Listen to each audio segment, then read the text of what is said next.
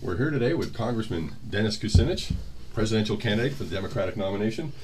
Congressman, what do you see as the biggest challenges facing our country right now? And as president, what will be your first steps to address those issues? We must believe that peace is possible. We have a country that is separated from itself, from its higher ideals, and separated from the world. That separation has come about on the basis of fear and untruth.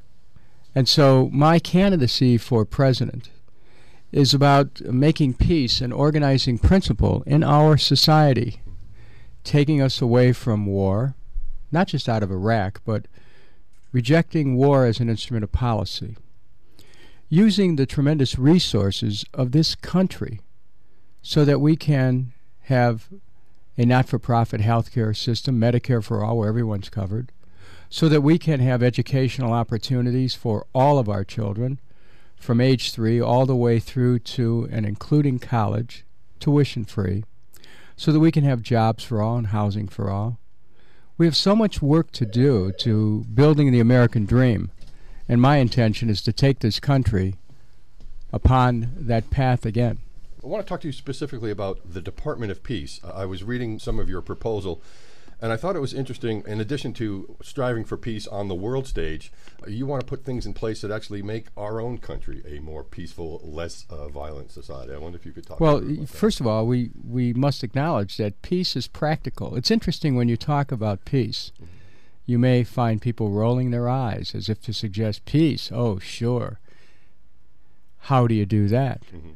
Well, we have to recognize our capacity to create peace in our own homes. When we look at the challenges confronting so many millions of American homes, challenges of domestic violence, spousal abuse, child abuse, and then you ask yourself, well, these things just happen, or do we have a way of changing these conditions? And I believe that we can change the conditions through education and through supporting existing community groups, which is why I created this legislation for a cabinet-level Department of Peace and Nonviolence, which takes the principles of Dr. King, of Gandhi, of Christ, of Cesar Chavez, and other great spiritual, moral leaders, and infuses them into practices where we teach our children peace-giving, peace-sharing, teach our children how do you deal with your feelings.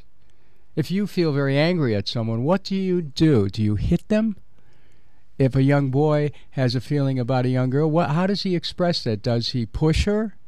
I mean, when you start to look at the behavior in that microcosm, you understand that as we begin to change it and teach respect and mutuality, then we come to a condition where we become more peaceful in our homes and in our schools and in our everyday lives. One final note here, and that is that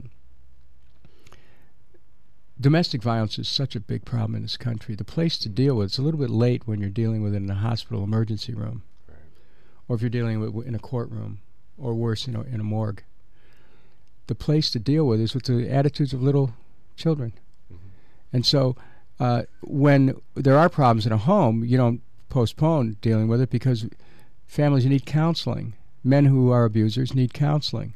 And there are some women who have the same problem. They need counseling. So we need to approach this in a compassionate way, and that's right, what the Department of Peace would do. We'd have the resources to do it and recognize it as a national concern. And, of course, peace, when we really work on peace at that level, it's a little bit easier to understand the potential of creating peace in the world.